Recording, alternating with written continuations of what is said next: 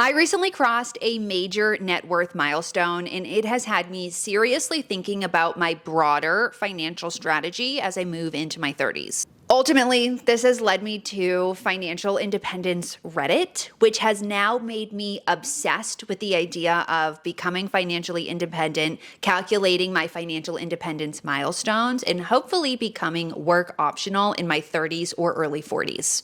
So today, I am going to be running you through everything you need to know about financial independence so you can hopefully achieve this goal too. There's a lot of personal finance jargon on the internet, but here at Break Your Budget, we cut through the crap and focus on getting the basics right.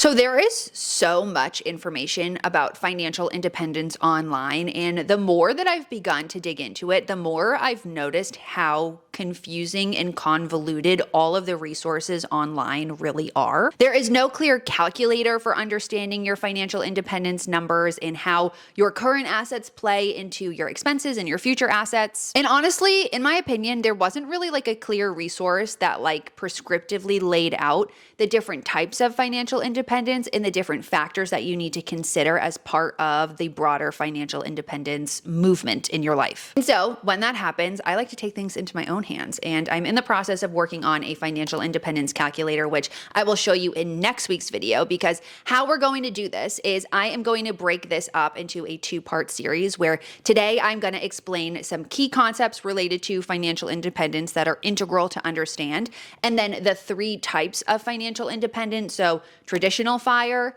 Coast FIRE, and Barista FIRE, so that you understand what they are before we get into the tactics next week of how to actually calculate out those numbers. My goal with this video is to give you the information clearly and concisely, so with that, let's just get right into it.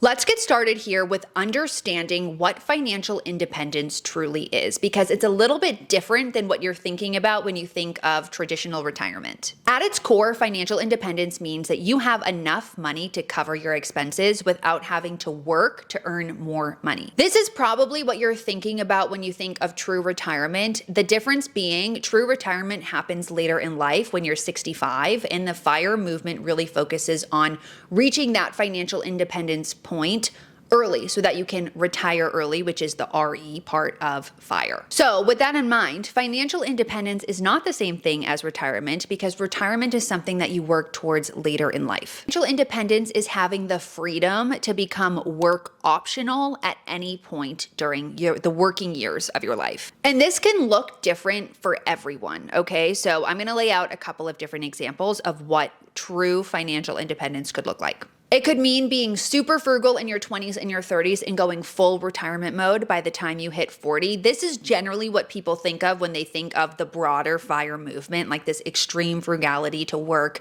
and travel and explore the world when you hit your 40s. It could mean increasing your income early on in your 20s and 30s so that you can become work optional in your 40s and maybe quit your 9-to-5 job and pursue a job that has a lot less pressure associated with it. It could mean saving enough money so that you can take a long sabbatical and travel the world before coming back and returning to work. Or it could mean taking some time to quit a traditional job and pursue a business venture or another interest of yours that you can monetize. Many financially independent people do choose to continue to work, but they're working on their own terms. And the key difference here is that the work is a choice. Really, financial independence gives you options that traditional retirement planning doesn't really cover. So now before we get into the types of FIRE, I want to quickly explain the math behind it, and most specifically the 4% rule, because this is the really popular rule that you'll see if you were to Google financial independence calculator. And I'm just going to read this to you so that I don't mess it up. The 4% rule is a guideline that was developed by the Trinity study, which analyzed historical market returns to determine a safe withdrawal rate from your investments. So it suggests that if you were to withdraw 4% of your portfolio in the first year of financial independence, then adjust that amount for inflation each subsequent year, your money should last about 30 years. So I'll break that down for you in a super simple example. If your annual expenses were $40,000, then you would need $1 million invested to become financially independent. Because what you would do is take that $40,000 and divide it by 4%. If you wanted to have annual expenses in retirement of $100,000, then your financial independence number would be 2.5 million because you take $100,000 and divide it by 4%. The beauty of this approach is that it's super, super simple. The other way that you can calculate this number is take your annual expenses and multiply it by 25. Think of your financial independence number as just a generalized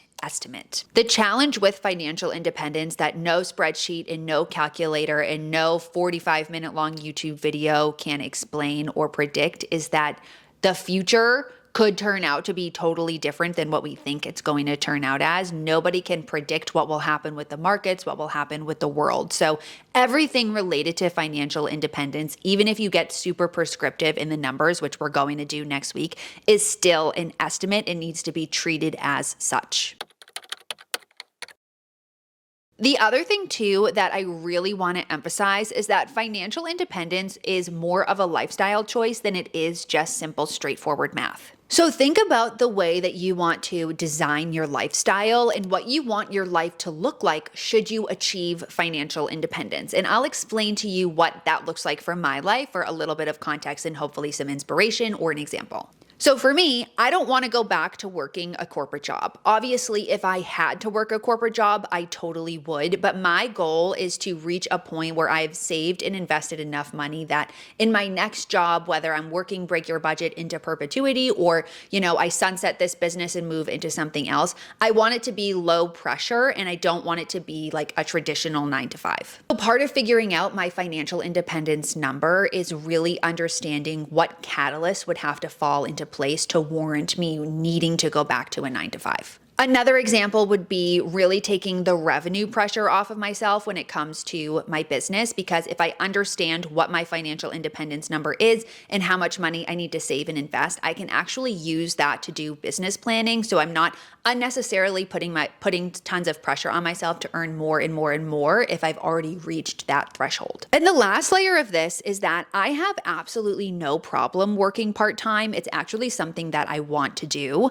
I've mentioned this before, I think on my Instagram, but I want to get like a part-time barista job. I just don't have the time to do it right now, but I have no issue working part-time. And truthfully, Barista FI is kind of my true target because I want to be able to use my time to develop a skill, to learn a hobby, to stay on a schedule, but I want to be able to make the choice of what job I'm working and not feel like I have to be building a business or I have to be going back to a 9 to 5. So with all of this information, I challenge you to really think about what does financial independence look like to you and what does the lifestyle that you desire require. So really think about how you would want to design your life if you were to become work optional. Would you start a business? Would you travel? Would you want to get a part-time job? These are all really important things to think about before you even get started on this journey. Other thing that I want to emphasize before we get into the 3 types of FIRE is how important it is to make sure that you understand what your current expenses look like and how they could change over the next couple of years as you think about calculating your financial independence number. You can't even calculate your financial independence number if you don't know what your current expenses are. So if you are someone who is not tracking your expenses and you don't have a good gauge of what you're spending, where your money is going, and how it could shift or change as your life changes throughout the next 5 to 10 years of your life, you absolutely need to start doing that. And I would recommend that you do it before we get into next week's video, because you're not going to be able to calculate your financial independence number and make adjustments if ultimately you don't know what you're currently working with. So if you're looking for a tool to get started with that, I recommend you check out one of my 2 templates, either the basic budgeting template or the personal finance dashboard. The basic budgeting template is just like a straightforward budgeting template that will help you put together your first budget and give you some monthly insights. The personal finance dashboard is a little bit more involved. It's a more comprehensive financial planning tool, and it will help you really get a good gauge of your current financial situation and hopefully some adjustments that you can make going forward. I have videos on both of those. I'll make sure that they are up here on one or the other sides of the screen. I can never remember which one it is.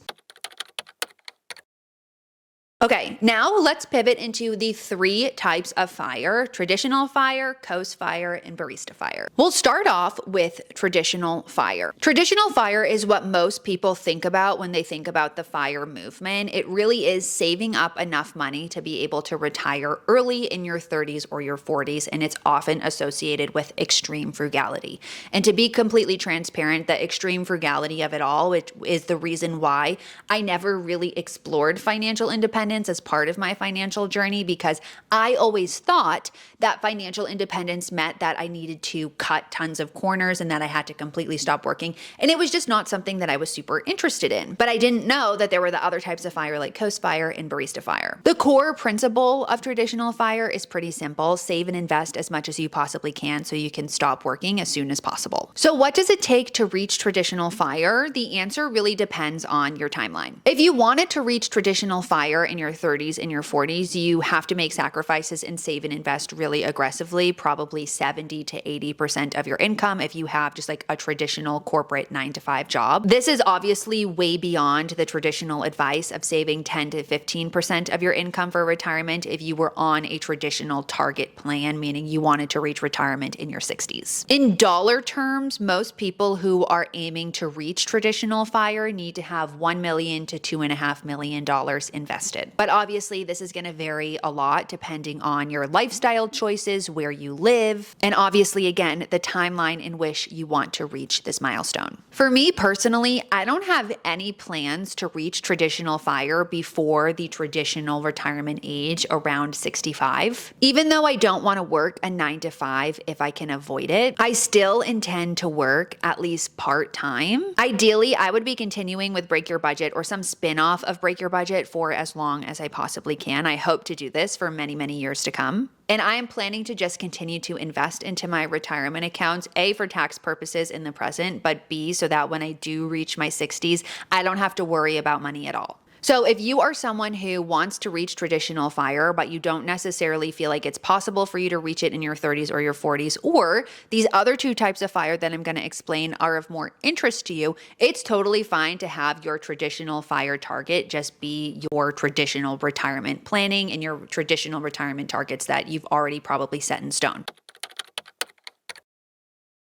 Okay, let's move on to Coast FIRE. Coast FIRE, in my opinion, takes a much more balanced approach to financial independence. So instead of saving enough money to completely retire in your 30s and 40s, you are saving and investing aggressively to reach a Coast FIRE target. And your Coast FIRE target is basically the amount of money that you need to have invested so that it will grow and compound over the course of the next X amount of years to reach your FIRE number by the time you hit a traditional FIRE age or a traditional retirement age at like 65, but you don't have to continue adding to it, if that makes sense. For most people, this is a much more realistic FIRE milestone, and it also takes a lot of financial pressure off of yourself when you do reach it, because ultimately we are all working in the present, A, to cover our expenses, but B, to also be saving and planning for our future so that we can actually retire. So here's how it works. Basically, you front load your retirement accounts in your 20s and 30s, and you aim to invest enough so that the compound interest does all of the work for you for the next 30-ish years. And ultimately, your portfolio will grow to a retirement nest egg by your 60s, mid-60s. Once you hit that Coast FIRE target, then all you need to do is earn enough money to cover your expenses in the present.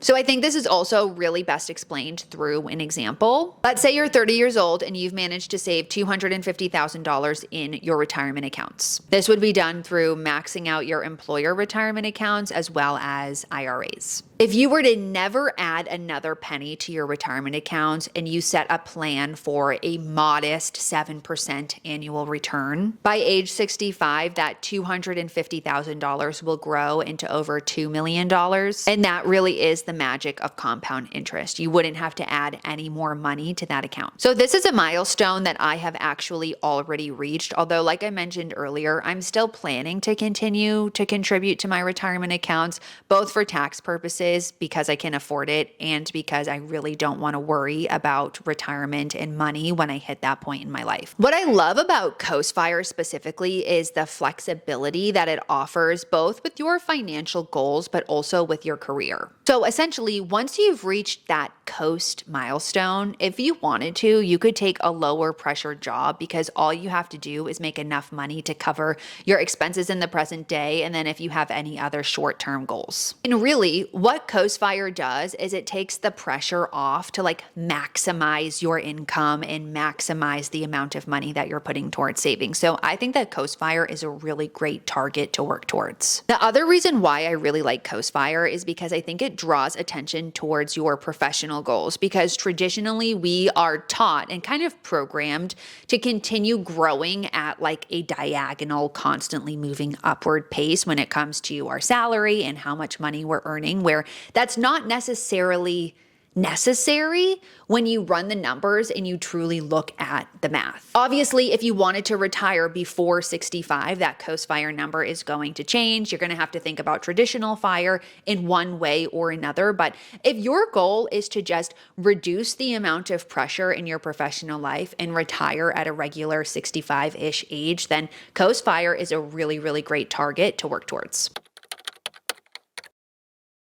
Moving on to the last type of fire here, and this is the type of fire that I personally am most interested in, and it is Barista Fire. Barista Fire fits somewhere between traditional fire and Coast Fire. With this approach specifically, you have saved enough money to cover part of your expenses through your investment returns, and then you will work a part-time, lower pressure job to, earn enough money to cover the remainder of your expenses every year. This is ultimately my target for my 30s and my 40s, because with my retirement account specifically, I've already reached Coast Fire. And then I also have money that's in brokerage accounts that I can access before I turn 65. And so my goal is to pad up those brokerage accounts as much as I possibly can over the next couple of years so that I can do Barista Fire in my mid 30s or early 40s. The barista name comes from the idea that you could work like at a Starbucks or at a coffee shop or something to cover your part-time expenses, but you don't obviously have to be a barista. It could be any type of part-time job, or it could be like a side hustle. So for example, if I wanted to go Barista Fire, technically what I could do is just scale back the revenue that I'm earning from Break Your Budget and take like a ton of pressure off of it, maybe not take on any brand deals or do anything like that, and really just create high quality content, which honestly is my goal just in general. The key difference between Coast Fire and Barista Fire is that with Barista Fire, you are actually drawing down your investment. So the math is ever so slightly more complicated. So for example, if you were pursuing Barista Fire and you wanted to cover like 50% of your expenses, rather than drawing down 4% from your portfolio, you would draw down a smaller percentage from your portfolio every year. And it really would just depend on how much money you want to draw down and what percentage of your expenses you'd want to cover with part-time income. So let's say your expenses every year were $50,000. With traditional fire, you would need to have $1.25 million invested to reach financial independence. With Barista Fire, you may have a percentage of that invested, so let's say $750,000. If you had $750,000 invested, that would estimated earn about $30,000 a year in investment returns, and then you would need to find a way to make up the other $20,000 with part-time work. The biggest advantage of Barista Fire is that you can achieve work-life balance significantly earlier than if you were to just pursue traditional retirement. Really, the big benefit is that you get flexibility and time freedom back in your life, which I think is so important, especially because so many people work corporate jobs for 40, 50 years of their life, and it just is a soul-sucking grind that seems to never end. And honestly, part-time work doesn't always necessarily need to feel like really hard work. A lot of people who reach Barista Fire are just working part-time because it can help them stay engaged and stay on a schedule. So the main drawback here is that you still need some type of employment, but in my opinion, the big benefit and the big desire of, for me at least, to reach Barista Fire is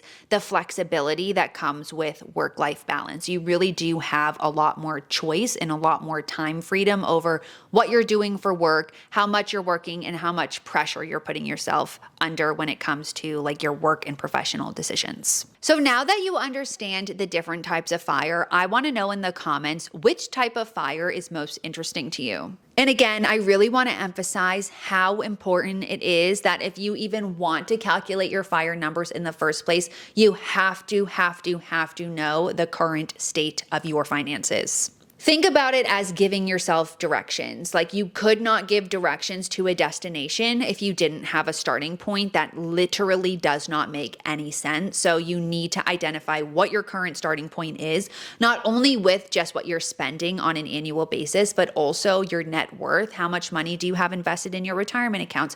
Do you have a brokerage account? If you have money invested in other places, how much money is there? What is the purpose of those investments? If you're interested in me explaining my current net worth breakout and the purpose of my different accounts, I would be more than happy to make a video like that. So let me know in the comments if that would be helpful for you.